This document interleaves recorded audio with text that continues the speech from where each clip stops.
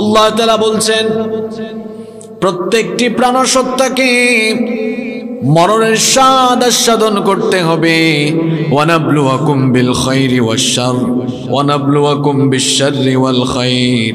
আর আমি তোমাদের জীবনে মন্দ দিয়ে ভালো দিয়ে আমি তোমাদেরকে পরীক্ষা করব। এই পরীক্ষা করার কারণ হলো আমি দেখতে চাই সুখের সময়, তোমার সুখের সময় তুমি আল্লাহর শুকরগুজারি করো কিনা। সুখের সময়ে বান্দা যদি আল্লাহর শুকরিয়া জানায় তো সেটা হবে শুকরগুজারির পরীক্ষা। আবার বিপদে আপদে বালা মুসিবতে কষ্টে আপতিত হলে বান্দা যদি তখন সবর করে, বান্দা তখন সবর করে কি করে না, সেটা তখন হয়ে যায় সবরের পরীক্ষা। একজন মুমিন সুখের সময়ও বলবে আল্লাহ, দুঃখের সময়ও বলবে আল্লাহ, আনন্দের সময় বলবে আল্লাহ, জীবনের কঠিন মুহূর্তেও জপবে কার নাম? সব সময় সে আল্লাহর উপর তাওয়াক্কুল করবে। একজন ইমানদার কখনো হতাশ হবে না, নিরাশ হবে না, আল্লাহর রহমতের আশা ছেড়ে দিবে না। জীবনের যত কঠিন মুহূর্তই আসুক না কেন, একজন ইমানদার সব সময় যার রহমতের আশা করবে। গলার আওয়াজ বড় করে বলেন তিনি কি? এজন্য কোরআনুল কারীমের 15 নম্বর সূরা সূরাতুল হিজরের 56 নম্বর আয়াতে রব্বুল আলামিন বলছেন وَمَن يَقْنَطُ مِن رَّحْمَةِ رَبِّهِ إِلَّا الضَّالُّونَ। গুমরাহ পথভ্রষ্ট লোক ছাড়া আর কে আল্লাহর রহমত থেকে নিরাশ হতে পারে? আবার অন্য আয়াতে আল্লাহ তাআলা বলছেন ওয়ালা তাইয়াসু মির রাউহিল্লাহি ইন্নাহু লা ইয়াইয়াসু মির রাউহিল্লাহি ইল্লাল কওমুল কাফিরুন। কোরআনুল কারীমের 12 নম্বর সূরা সূরা ইউসুফের 87 নম্বর আয়াতে আল্লাহ তাআলা বলছেন, ইয়াকুব নবীর কথা আল্লাহ এখানে উঠায়া দিয়েছেন। তিনি তার ছেলেদেরকে বলেছিলেন আল্লাহর রহমত থেকে কখনো নিরাশ হয়ে যেও না, কারণ শুধুমাত্র কাফির অবিশ্বাসী সম্প্রদায় এরা ব্যতীত আল্লাহর রহমত থেকে আর কেউ কখনো নিরাশ হতে পারে না। এজন্য একজন মুমিন, একজন ইমানদার ব্যক্তি সব সময় আল্লাহর উপর তাওয়াক্কুল করবে, আল্লাহর রহমতের আশা করবে।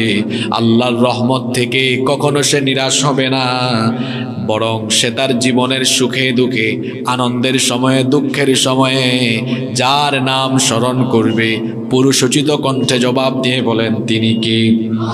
কোরআনুল কারীমের 30 নম্বর সূরা সূরাতুর রুমের 36 নম্বর আয়াতে আল্লাহ বলছেন ওয়া ইযা আযাকনান নাসা রাহমাতুন ফারিহু বিহা ওয়া ইন তুসিবহুম সাইয়্যাতুম বিমা قدمت أيديهم إذا هم يقنطون।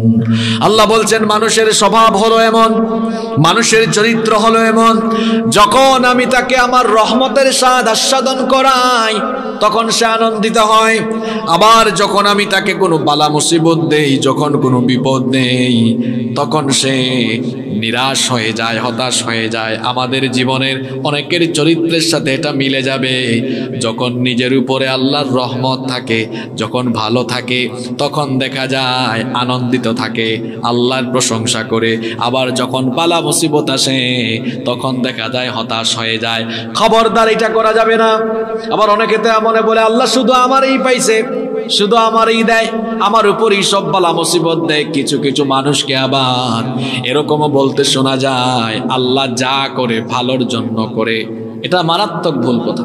আপনারা অনেক সময় বলেন না আল্লাহ যা করে ভালোর জন্য করে, তো মন্দ যেটা হয় এটাকে আরেকজনের তরফ থেকে হয়। ইমানের তো একটা বিষয় হলো খাইরিহি ওয়া শাররিহি মিনাল্লাহি, ভালো মন্দ সব কার তরফ থেকে আসে। এজন্য একজন ইমানদার সুখের সময় যেমন বলবে আল্লাহ, দুঃখের সময়ও বলবে আল্লাহ। একজন ইমানদার ঘরে খাবার থাকলেও বলবে আল্লাহ, না থাকলেও বলবে আল্লাহ, সুস্থ থাকলেও আল্লাহ, অসুস্থ হলেও আল্লাহ। একজন ইমানদারের উপরে যখন বিপদ আসবে, মুসিবত আসবে, জুলুম আসবে, জেল আসবে, নির্যাতন আসবে, তখন সে নিরাশ হবে না, বরং যার রহমতের আশা করবে। সবাই জোরে বলেন তিনি কে?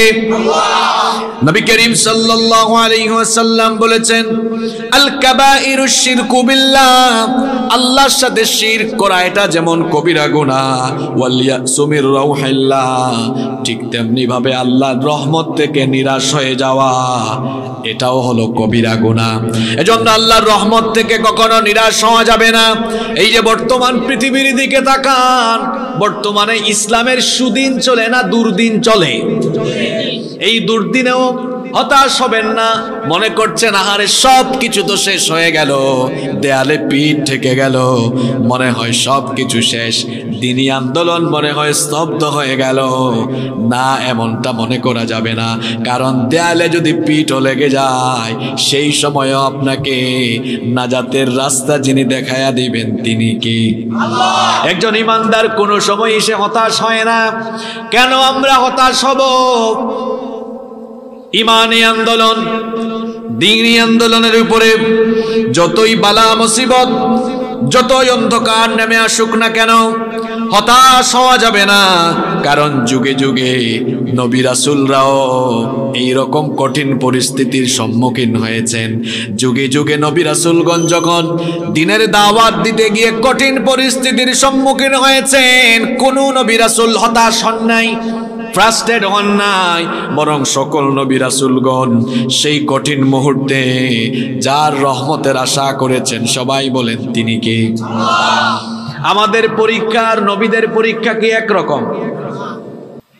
নবীদের কাছ থেকে আল্লাহ সবচেয়ে বেশি পরীক্ষা নিয়েছেন। এজন্য আল্লাহর হাবিব বলেছেন, আশাদ্দুন নাসি বালাআন বালাউল আম্বিয়া, সব চাইতে বেশি ইমানের পরীক্ষা নেওয়া হয়েছে নবীদের থেকে। নবী রাসূলগণ ইমানের পরীক্ষা সব চাইতে বেশি দিয়েছেন। ইমানের দাওয়াত দিতে গিয়ে, ইমানের পথে চলতে গিয়ে কঠিন মুসিবত নেমে এসেছে, কঠিন অবস্থা নেমে এসেছে। সেই কঠিন অবস্থায় তারা ফ্রাস্ট্রেট হয়ে যান নাই, হতাশ হয়ে যান নাই, নিরাশ হয়ে যান নাই। তারা তখনও আল্লাহর রহমতের প্রত্যাশা করেছেন। যেমন আমাদের জাতির পিতা আল্লাহর খলিল সাইয়েদনা ইব্রাহিম আলাইহিস সালামের কথা আমরা জানি। কত ইমানি পরীক্ষা তিনি দিয়েছেন, এত বেশি ইমানের পরীক্ষা তিনি দিয়েছেন, তার গোটা জীবনটাই পরীক্ষার ছিল। আমাদের জাতির পিতা আল্লাহর খলিল সাইয়েদনা ইব্রাহিম আলাইহিস সালামকে এমন এক কওমের জন্য আল্লাহ নবী বানিয়েছিলেন, ওই কওমের সবাই ছিল মূর্তি পূজারী। শুধু তাই নয়, ইব্রাহিম নবীকে যেই ঘরে পাঠানো হয়েছিল, ইব্রাহিম নবীর বাপ তিনি ছিলেন মূর্তির কারিগর। এই রকম একটি পরিবারে তার জন্ম হলো।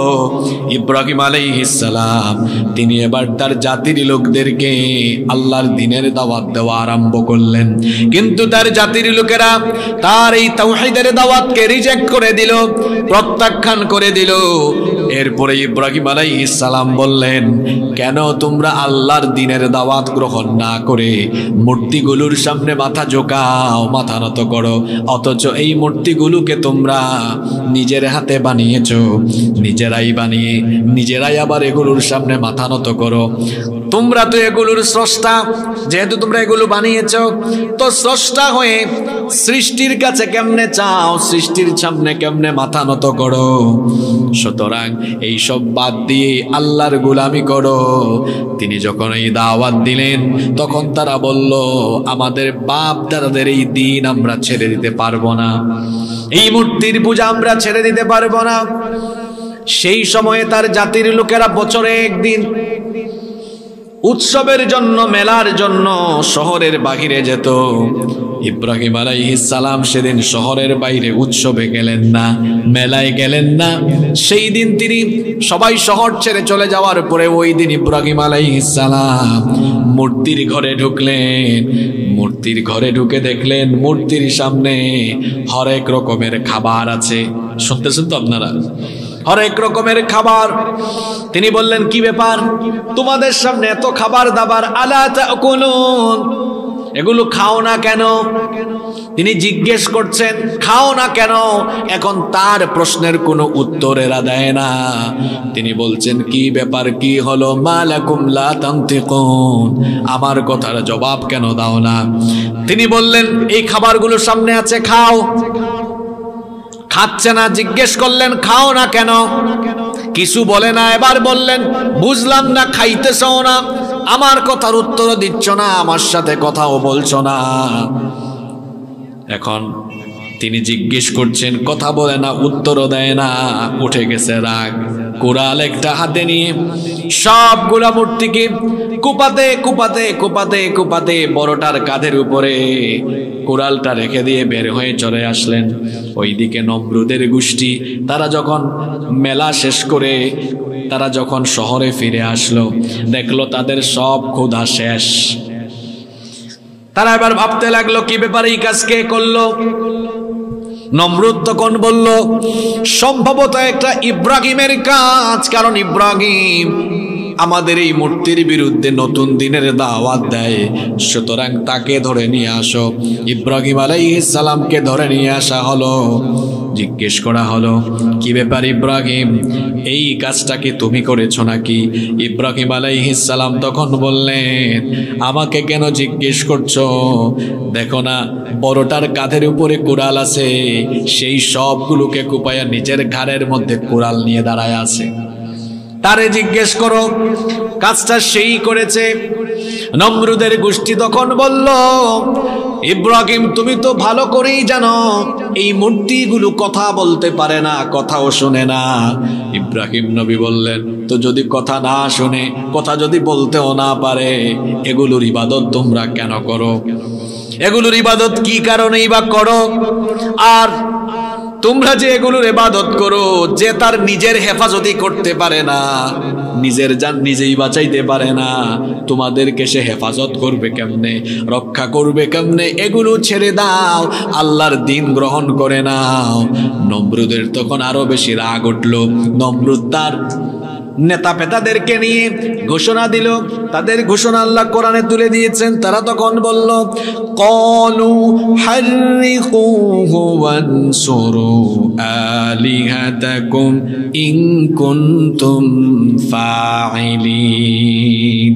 ইব্রাহিমকে ধরো, গ্রেফতার করো, তাকে আগুনে নিক্ষিপ্ত করার ব্যবস্থা করো, যাতে করে আমাদের এই প্রভুদেরকে সহযোগিতা করা যায়। নাউযুবিল্লাহ পড়বেন না? তাকে এবার আগুনে পোড়ানোর জন্য বিশাল আগুনের কুণ্ডলী জ্বালানো হলো। বিশাল আগুনের কুণ্ডলী জ্বালিয়ে ইব্রাহিম নবীকে সেই আগুনের মধ্যে ফেলে দেওয়ার জন্য প্রস্তুতি চলছে। এমন সময় সাইয়েদনা জিবরিল ইব্রাহিম আলাইহিস সালামের কাছে আসলেন। এসে বললেন, ওগো আল্লাহর খালিল, আপনি তো এখন মহা বিপদে আছেন। আমার যে ডানা আছে, আপনি একটু হুকুম করেন, আমার ডানা দিয়ে যদি আগুনকে একটা বাতাস করি, একটা বাতাস মারলেই আগুন গিয়ে মহাসাগরে নিক্ষিপ্ত হবে। আল্লাহু আকবার। ইব্রাহিম আলাইহিস সালাম তখন বললেন, জিবরিল, তুমি যে এই কাজ করবা, এটা কি আল্লাহর হুকুম নাকি? এটা করতে আল্লাহ তোমাকে আদেশ দিয়েছেন নাকি? জিবরিল তখন বললেন, না, আল্লাহ আমাকে এরকম আদেশ দেন নাই, আমি নিজে থেকেই আপনার সহযোগিতার জন্য এমন কথা বলেছি। সাইয়েদনা ইব্রাহিম আলাইহিস সালাম তখন বললেন, তাহলে তোমার সাহায্যের আমার দরকার নাই। যে আল্লাহর দ্বীনের দাওয়াত দিতে গিয়ে, যে আল্লাহর দ্বীনের পথে থাকতে গিয়ে আজ আমি এই অগ্নিকুণ্ডের পরীক্ষার সম্মুখীন হয়েছি, আমি কেবল সেই আল্লাহর সাহায্যের অপেক্ষায় আছি। এই আগুনে পড়ে গেলে, আগুনে ঝাঁপ দিলে যদি আমার আল্লাহ খুশি হন, তো আমার কোনো আপত্তি নাই, আমি তোমার কাছে কেন সাহায্য চাইব? তিনি তখন বললেন, হাসবিয়াল্লাহু ওয়া নি'মাল ওয়াকিল। আল্লাহু আকবার। আমরা ইব্রাহিমের সন্তান, ইব্রাহিমের সন্তানদেরকে এরকম হতে হবে। ইব্রাহিম আলাইহিস সালাম যেমন অগ্নিকুণ্ডের সামনে বলেছেন অসুবিধা নাই, আমার জন্য আল্লাহ যথেষ্ট, হয় তিনি এখান থেকে হেফাজত করবেন, নইলে তিনি খুশি হলে এখানে আমি ঝাঁপ দিব। ইব্রাহিমের সন্তানরাও এইরকম, দিন কায়েমের জন্য রক্ত দেওয়া লাগলে, জীবন দেওয়া লাগলে, আল্লাহ খুশি হলে ইব্রাহিমের সন্তানরা রক্ত দিয়ে দিবে, জীবন দিয়ে দিবে, তাও বাতিলের সামনে কোনোদিন মাথা নুয়াবে না। পারবেন তো ইনশাআল্লাহ? ইব্রাহিম আলাইহিস সালাম বললেন, আমার জন্য আমার আল্লাহ যথেষ্ট, আমি আমার রবের উপরে ভরসা করে আছি। এই কঠিন পরীক্ষা ইব্রাহিম আলাইহিস সালামের দৃঢ়তা, অবিচলতা, এটা দেখে আল্লাহ এত খুশি হলেন। আল্লাহ তাআলা তখন আগুনকে হুকুম করলেন, বলেন তো আগুন কি আমার বা আপনার গোলাম নাকি? আগুন কথা শুনে কার? আল্লাহ তখন নমরুদের জ্বালানো অগ্নিকুণ্ডের আগুনকে অর্ডার করলেন, ইয়া নারু কুনি বারদান ওয়া সালামান আলা ইব্রাহিম। হে আগুন, তুমি আমার খলিল ইব্রাহিমের জন্য শান্তিদায়ক হয়ে যাও। সুবহানাল্লাহ কইতে ইচ্ছা করে না আপনাদের? নমরুদ এবার সাইয়েদনা ইব্রাহিম আলাইহিস সালামকে আগুনের কুণ্ডলিতে নিক্ষেপ করলো। নিক্ষেপ করে নমরুদ তো মহা খুশি, জাহাজ আমার শত্রু শেষ, খুব আনন্দ করছে। হঠাৎ করে তারা তাকায় দেখে আগুনের দিকে, আগুন ঠিকই জ্বলছে, কিন্তু আগুন ইব্রাহিম আলাইহিস সালামকে জ্বালাতে পোড়াতে পারছে না, বরং সেই আগুন ইব্রাহিম নবীর জন্য শান্তিদায়ক হয়ে গিয়েছে। ইব্রাহিম নবী সেখানে ফুল বাগানে অবস্থান করছেন। আল্লাহু আকবার। এটার নাম হলো তাওয়াক্কুল, এটার নাম হলো ঈমান, এটার নাম হলো আল্লাহর দ্বীনের উপর দৃঢ়তা। এই রকম করে ঈমানদার কঠিন পরীক্ষায় হতাশ হবে না। দেখা যাবে ঈমানের কারণে, ঈমানি আন্দোলনের কারণে নিজের বাড়িতে ঘুমানো যাবে না, নিজের এলাকায় বসবাস করা যাবে না, ঠিকমতো ব্যবসা বাণিজ্য করা যাবে না। জীবনে যত কষ্ট আসুক, বালা মুসিবত আসুক, আমরা কখনো হতাশ হব? কারণ হতাশ হওয়া এটা কোনো ঈমানদারের জন্য শোভা পায় না। ঈমানদারের জন্য হতাশ হয়ে যাওয়া এটা মেনে নেওয়া যায় না। দেখেন সকল নবীরা কঠিন কঠিন পরিস্থিতিতে এক বিন্দুও হতাশ হন নাই। মুসা নবীর নাম আমরা সবাই জানি কি জানি না? মুসা নবী, তিনি ফেরাউনকে দাওয়াত দিলেন। দাওয়াত দেওয়ার পরেও ফেরাউন মরার আগ পর্যন্ত, দাওয়াত পাওয়ার পরে মরার আগ পর্যন্ত, ফেরাউন ধ্বংস হওয়ার আগ পর্যন্ত 20 বছর বনি ইসরাইলের ইমানদারদের উপরে একটানা জুলুম চালিয়েছে। এর আগে তো শত শত বছর চালিয়েছে। আমি বলছি মুসা নবী দাওয়াত দেওয়ার পর থেকে ফেরাউন ধ্বংস পর্যন্ত সময় ছিল 20 বছর। জুড়ে বলেন কত বছর? এই 20 বছরে ফেরাউন তার ফেরাউনগিরি চালিয়েছে। ফেরাউন সম্পর্কে কোরআনের 44টি সূরার 532টা আয়াতে আলোচনা হয়েছে। এখন আপনারা ভাববেন হুজুর কোরআনের 44টা সূরার 532টা আয়াতে ফেরাউন সম্পর্কে এত আলোচনা কেন? এর কারণ হলো যুগে যুগে ফেরাউনি ক্যারেক্টারের বহু লোক আসবে, যাদের নাম ফেরাউন হবে না কিন্তু কাজটা ফেরাউনের মতো হবে। এই সকল ফেরাউনদের সর্বশেষ পরিণতি কি হয় এটা কোরআনের 532 জায়গায় আল্লাহ আলোচনা করে তামাম দুনিয়ার ফেরাউনের চরিত্রের লোকদেরকে সতর্ক করে দিয়েছে। মুসা আলাইহিস সালাম এবং তার উম্মতের উপরে ফেরাউন যখন অবর্ণনীয় জুলুম আরম্ভ করলো, আল্লাহ তাআলা মুসা নবীকে অর্ডার করলেন, তুমি তোমার উম্মত নিয়ে মিশর ছেড়ে হিজরত করে অন্য কোথাও চলে যাও। মুসা নবী এবার তার উম্মত নিয়ে মিশর ছেড়ে রওনা করলেন। এখন পথ চলতে চলতে চলতে চলতে সামনে সাগর পড়ে গেল। এই খবর ওইদিকে ফেরাউনের কানেও চলে গেল। ফেরাউন এবার তার বিরাট বাহিনী নিয়ে পিছন থেকে ধাওয়া আরম্ভ করলো। আজকে মুসা এবং তার উম্মতকে যেখানেই পাবো শেষ করে দিব। তারাও পেছন থেকে ধাওয়া করতে করতে মুসা নবীর উম্মতকে গিয়ে ধরে ফেললো। মুসা নবীর উম্মত পিছনে তাকায়া দেখে ফেরাউনের বাহিনী পিছনে গেলে মরা লাগবে, সামনেও যেতে পারে না, সামনে সাগর, সামনে গেলেও মরণ, পিছনে গেলেও মরণ। মুসা নবীর উম্মত তখন হতাশ হয়ে গেল, হতাশ হয়ে বলল, নবী মুসা কোথায় নিয়ে আসলেন আমাদেরকে? এখন তো সামনেও আগাতে পারছি না, সামনে গেলেও মরা লাগবে, পিছনেও যেতে পারবো না, পিছনে গেলেও মরা লাগবে, কোথায় নিয়ে আসলেন? গোটা উম্মত সবাই হতাশ, কিন্তু মুসা নবী ওই কঠিন বিপদেও হতাশ নাকি? কি বললেন কথাটা শোনেন, কি বললেন কথাটা শোনেন। আল্লাহ তার কথা কোরআনে উঠায়া দিয়েছেন। মুসা নবী তখন তার উম্মতকে বললেন, শোনো, তোমরা দেখছো সামনে মরণ, পিছনেও মরণ, আর আমি দেখছি আজকে নাজাত, আমি দেখছি আমাদের মুক্তি। তোমরা ভাবছো যে আজকে ফেরাউনের বাহিনী থেকে আমাদেরকে নিস্তার, আমাদেরকে রক্ষা করার জন্য কেউ নাই, আর আমি দেখছি আমাদের সাথে একজন আছেন। কাল্লা ইন্না মাইয়া রব্বি সায়াহদিন। আল্লাহু আকবার। কখনো নয়, ইন্না মাইয়া রব্বি সায়াহদিন। আমার উম্মত, তোমরা ভাবছো যে কে রক্ষা করবে, কে বাঁচাবে? ইন্না মাইয়া রব্বি, আমাদের সাথে যিনি আছেন, জোরে বলেন তিনি কি? সেই আল্লাহ যাদের সাথে আছে তাদের কি ভয় করার কোনো কারণ আছে? কোনো কারণ আছে? এই তাওয়াক্কুল থাকার কারণে কি হলো দেখেন। আল্লাহ তাআলা বললেন, মুসা তোমার উম্মত এত হতাশ হয়ে গেছে কেন? আমার উপর তোমার তাওয়াক্কুল আছে, তাদের কেন নাই? দেখো তুমি যে কত সুন্দর কথা বলেছো যে আমার রব আমার সাথে আছেন, তিনি পথ দেখায়া দিবেন। দেখো আমি তোমার রব, কেমনে পথ দেখায়া দেই। মুসা তোমার হাতে এটা কি? মুসা নবী বললেন লাঠি।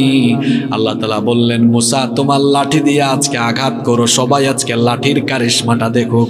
লাঠি দিয়ে যখন আঘাত করলেন তখন সাগরের মাঝখান দিয়ে যিনি রাস্তা বানায়া দিলেন তিনি কি? মুসলমানেরা হতাশ হবেন না।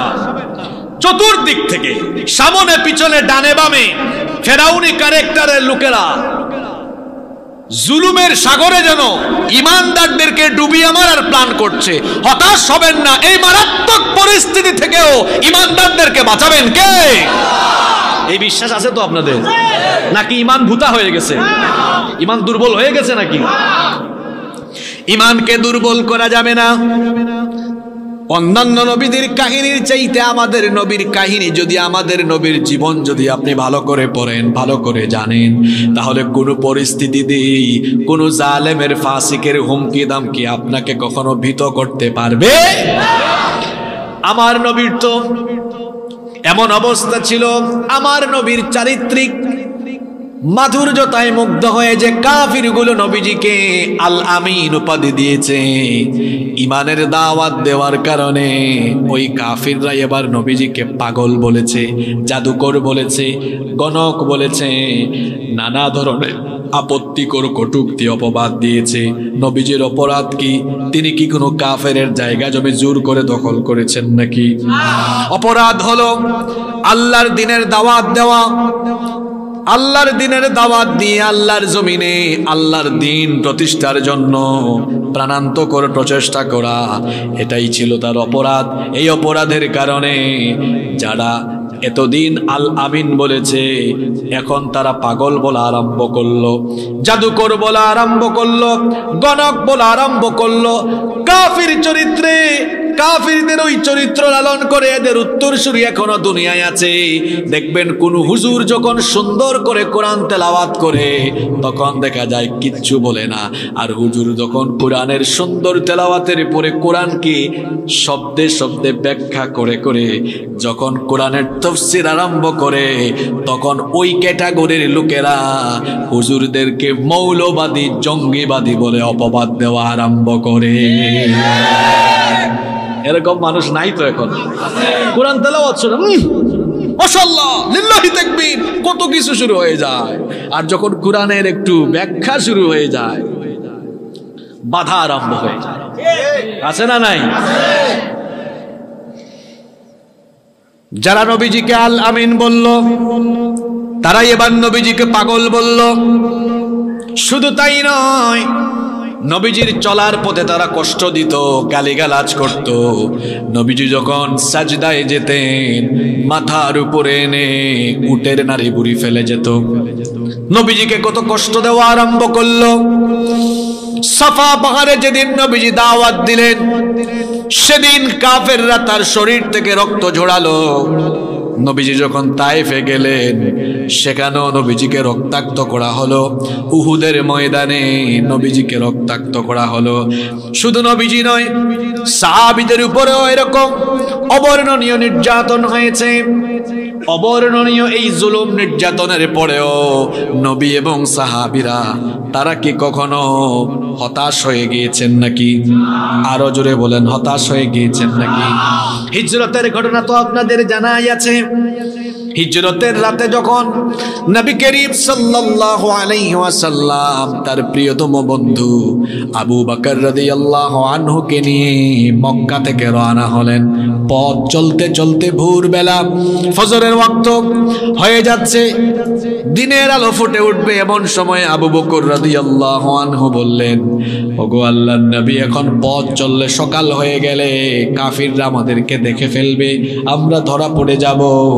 এই পাহাড়িয়া গুহা গারে সূরে আমরা আশ্রয় নেই। নবীজি বললেন, চলো ঠিক আছে। আবু বকর রাদিয়াল্লাহু আনহু পাহাড়িয়া গুহাটা সাফ করলেন। এবার দুইজনে এই গুহার ভেতরে আশ্রয় নিলেন। সকালবেলা কাফিররা খুঁজতে খুঁজতে এই গুহার পাশে চলে এসেছে। শোনেন, একটু এলাকায় না থাকলে, বাড়ি ঘরে না থাকতে পারলে দেখা যায় যে ইমানি আন্দোলনের লোকদের চেহারা বড় খারাপ হয়ে যায়। আহারে, তাওয়াক্কুল নাই, নিরাশ হয়ে যায়, হতাশ হয়ে যায়। এইগুলা ভালো করে শোনেন, নবীজির জীবনীটা মন দিয়ে শোনেন। আল্লাহর নবী আর আবু বকর রাদিয়াল্লাহু আনহু তারা যখন ওই পাহাড়িয়া গুহায় অবস্থান নিয়েছেন, ছোট্ট গুহা, বসে একটু মাথা উঁচু করলেই গুহার কাছে আসলে দেখা যাবে এরকম একটা গুহা। এখন সকালবেলা যখন কাফেররা খুঁজতে খুঁজতে ওই গুহার একেবারে কাছাকাছি চলে আসলো, আবু বকর রাদিয়াল্লাহু আনহু তিনি নবীজিকে বললেন, ইয়া রাসূলুল্লাহ, ইয়া হাবিবাল্লাহ সাল্লাল্লাহু আলাইহি ওয়াসাল্লাম, এই ছোট্ট গুহা, এই গুহার খুব কাছাকাছি কাফেররা চলে এসেছে। এখন যদি আরেকটু আগায় তো আমি আপনি দুজনেই ধরা পড়ে যাব। আর আমরা মাত্র দুইজন, এরা তো অনেকজন। এদের সাথে আমরা লড়াই করেও নিজেদেরকে রক্ষা করে হয়তো এখান থেকে অন্য কোথাও যেতে পারবো না। নবীজি তখন আবু বকর রাদিয়াল্লাহু আনহুকে কি কথা বললেন, আল্লাহ সেটা কোরআনে উঠায়া দিলেন। নবী করিম সাল্লাল্লাহু আলাইহি ওয়াসাল্লাম আবু বকর রাদিয়াল্লাহু আনহুকে তখন ডেকে বললেন, আমার সাথে, আমার বন্ধু, আমার প্রিয় সাহাবী, শোনো, লা তাহজান ইন্নাল্লাহা মা'ানা। লা তাহজান, ফ্রাস্ট্রেট হয় না, হতাশ হয় না, ভীত সন্ত্রস্ত হয় না। তুমি বলছো আমরা দুইজন মাত্র, কে বলেছে আমরা দুইজন? ইন্নাল্লাহা মা'ানা, আমাদের সাথে আরেকজন আছেন। তিনি কে? ওই আল্লাহ যার সাথে আছেন তামাম দুনিয়ার কাফির তার ক্ষতি করতে পারবে? বিশ্বাস হয় আপনাদের? এর নাম তো ঈমান। একজন ঈমানদার, ওই যে বললাম ইব্রাহিমের সন্তান এমন হবে, কাফির কুফফাররা, ইসলাম বিরোধীরা আগুন জ্বালায় বলবে আগুনে ফালায় দিব। তোমার ইমানি দাওয়াত ছাড়ো, ইমানি আন্দোলন ছাড়ো। ইব্রাহিমের সন্তান ইমানের জন্য আগুনে ঝাঁপ দিবে, সাগরে ঝাঁপ দিবে। ইব্রাহিমের সন্তান ইমানের জন্য ফাঁসির দড়িকে বরণ করে নিবে, শাহাদাতের ঈদগাহে শামিল হয়ে যাবে, তাও ইমানের জন্য কোনো বাতিলের সাথে আপোষ করবে না। আমরা পারবো তো ইনশাআল্লাহ? হতাশ হওয়া যাবে না। রাত বাজে কয়টা? 11টা। যখন সন্ধ্যা 6টায় এখানে বক্তব্য শুরু হয়েছিল, 5 ঘন্টা তো চলে গেছে। যত সময় যাচ্ছে সকাল হওয়ার সম্ভাবনা তত বাড়ছে না কমছে? রাত গভীর হচ্ছে, ওইদিকে সকাল হওয়ার সময় তত এগিয়ে আসছে। আপনারা দেখছেন চতুর্দিকে এখন ভয়াবহ নির্যাতন গোটা পৃথিবীতে মুসলমানদের উপরে নেমে এসেছে। আপনারা ভয় পাইয়েন না। এই চতুর্দিকে এই জুলুম নির্যাতন যত বেশি বাড়বে, ইসলামের বিজয়, কোরআনের বিজয় তত বেশি ত্বরান্বিত হবে ইনশাআল্লাহ।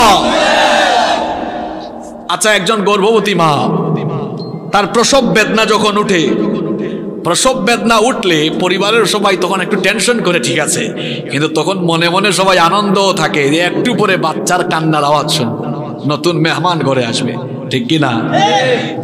গর্ভবতী মায়ের প্রসব বেদনা বাড়লে সন্তান হওয়ার সম্ভাবনা যেমন বাড়ে, প্রসব বেদনা উঠলে পরিবারের অন্য সদস্যরা যেমন মনে মনে আনন্দিত হয়ে নতুন সন্তানকে বরণের অপেক্ষায় থাকে, ঠিক তেমনি ভাবে ইসলামপন্থীদের উপরে ভয়াবহতা, জুলুম, নির্যাতন যত বেশি বাড়বে, হতাশ হয়ে না, মনে মনে এই আনন্দ ফিল করেন, বুঝছি ইসলামের বিজয় মনে হয় আরো কাছাকাছি চলে এসেছে। ভয় পাবেন আপনারা? হতাশ হবেন? হতাশ হওয়া কি ইমানদারকে মানায়? এজন্য আল্লাহ বলেছেন লা ইয়াইআসু মির রাউহিল্লাহ। ওই যে আজকে প্রথমেই যে আয়াতটা বললাম, আল্লাহ তাআলা বলছেন ওয়ালা তাইআসু মির রাউহিল্লাহ,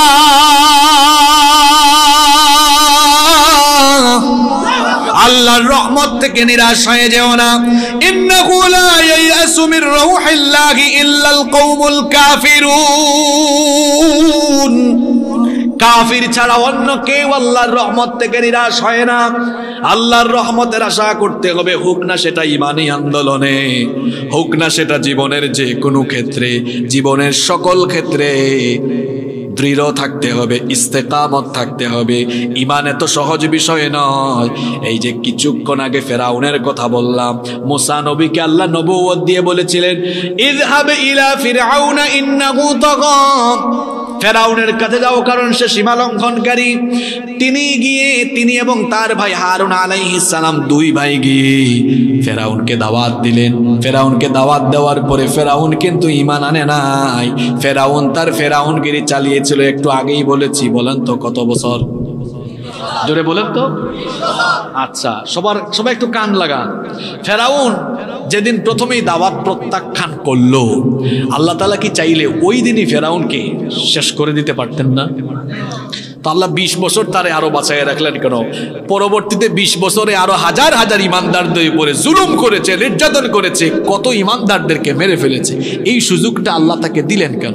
আমরা অনেক সময় হতাশ হয়ে যায় পৃথিবীর মুসলমানরা, যে চতুর্দিকে এত ফেরাউন, আল্লাহ এত মানুষকে ধরে, এদেরকে ধরে না কেন?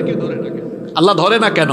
এর কারণ আছে। এই যে ফেরাউনকে মুসা নবী দাওয়াত দিলেন, 20 বছর সে তার ফেরাউনগিরি চালিয়ে গেল, আল্লাহ সাথে সাথে ধরলেন না, অনেক বছর পরে ধরলেন। কেন অনেক বছর পরে ধরলেন? এর কারণ হলো দুইটা। জোরে বলেন কয়টা? এই দুইটা মুখস্থ রাখবেন পয়েন্ট, আমি কোরআন থেকে বলবো। কয়টা কারণ? 1 নাম্বার কারণ, ফেরাউনি ক্যারেক্টার যদি না থাকে তো খাঁটি ইমানদারকে আপনি চিনবেন কেমনে? খাঁটি ইমানদারকে চিনার জন্য ফেরাউনি ক্যারেক্টার দরকার। কারণ একজন লোক ইমান আনলো, কিন্তু ফেরাউনি হুমকি ধামকি খায়া জায়গায় থাকে নাকি ইমান ছাড়ে, সেটাও তো যাচাই করা দরকার। এই জন্য যুগে যুগে ফেরাউনি ক্যারেক্টারও থাকার দরকার। এজন্য আল্লাহ সূরা আনকাবুতের শুরুতে বললেন আহাসিবান নাসু আইয়ুতরাকু আইয়াকুলু আমান্না ওয়া হুম লা ইফতানুন। মানুষকে মনে করেছে ঈমান এনেছি, এতটুকু কথা বললেই তাকে ছেড়ে দেওয়া হবে। ওয়া হুম লা ইফতানুন, তাকে পরীক্ষা করা হবে না। ওয়ালাকাদ ফাতান্নাল্লাযীনা মিন ক্বাবলিহিম ফালাইয়ালামান্নাল্লাহুল্লাযীনা সাদাকু ওয়া লা ইয়ালামান্নাল কাযিবিন। অথচ তাদের পূর্ববর্তী সকলকেই ঈমানের পরীক্ষা দিতে হয়েছে, যাতে করে বের করে নেওয়া যায়, যাচাই করে নেওয়া যায় ঈমানের দাবিতে কারা সত্যবাদী আর কারা মিথ্যাবাদী। ঈমানের ঘোষণা দিয়ে আপনি জান্নাতে যেতে পারবেন না। আল্লাহ তাআলা বলেছেন আম হাসিবতুম আন তাদখুলুল জান্নাতা ওয়া লাম্মা ইয়াতিকুম মাসালুল লাযীনা খালাউ মিন قبلكم مستهم البأساء والضراء وزلزلوا حتى يقول الرسول والذين آمنوا معه متى نصر الله ألا إن نصر الله قريب আল্লাহ তাআলা বলছেন মানুষ কি ধারণা করেছে এমনি এমনি জান্নাতে চলে যাবে, তাদেরকে পরীক্ষা করা হবে না, এটা কি মানুষ মনে করেছে নাকি? অথচ পূর্ববর্তীদেরকে কঠিন কঠিন অনেক বিষয় দিয়ে পরীক্ষা করা হয়েছে। আমাদের জীবনেও পরীক্ষা আসবে, আমাদের জীবনেও মুসিবত আসবে। যতই পরীক্ষা আসুক, বালা মুসিবত আসুক, যত যাই আসুক না কেন, আমরা একমাত্র ভরসা করব যার উপরে। জোরে বলেন তিনি কি? হতাশ হওয়া যাবে না, হতাশ হওয়া যাবে না, আল্লাহর উপর ভরসা করতে হবে, আল্লাহর পথে নিজেকে নিবেদিত প্রাণ করে দিতে হবে। আজকে বড় দুঃখ লাগে, মুসলমানদের জনসংখ্যা পৃথিবীতে 200 কোটি, তারপরেও মুসলমানরা আজকে গোটা দুনিয়ায় নির্যাতিত। কিন্তু আমাদের পূর্ববর্তীগণ গোটা পৃথিবী শাসন করেছেন। আপনারা তো জানেন ওমর রাদিয়াল্লাহু আনহু অর্ধ দুনিয়া শাসন করেছেন।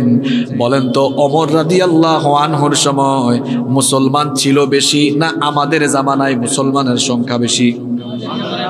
কথা বুঝেন নাই? ওমর রাদিয়াল্লাহু আনহু অর্ধ দুনিয়া শাসন করেছেন, আর আমাদের অবস্থা তো এখন জানেন, গোটা দুনিয়ার মুসলমানদের অবস্থা। তো তখন ওমর রাদিয়াল্লাহু আনহু গোটা পৃথিবী শাসন করলেন, তখন কি জনসংখ্যা আমাদের মধ্যে তো বেশি ছিল? এরপরেও তারা পৃথিবী শাসন করলেন কিভাবে? এর কারণ হলো মুসলমানরা ঈমানের উপরে দৃঢ় থেকে শাহাদাতের ঈদগাহে শামিল হওয়ার তামান্না নিয়ে তারা পৃথিবীর যেদিকেই গিয়েছেন, আল্লাহ সেখানেই তাদেরকে বিজয় দিয়েছেন। সুবহানাল্লাহ।